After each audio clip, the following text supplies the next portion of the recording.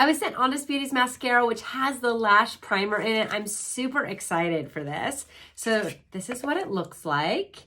And it is double-sided, so you have your primer base and then you have your mascara.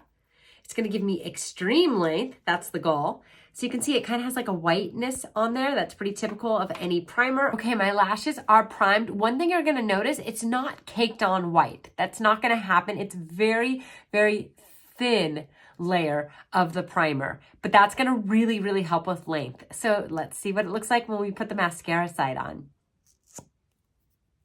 Okay, here's our wand. Okay, wow, one coat. One thing I noticed was zero clumping, no clumping, and it really does extend the length of your lashes. I'm gonna do one more coat to do 2 coats, so check this out.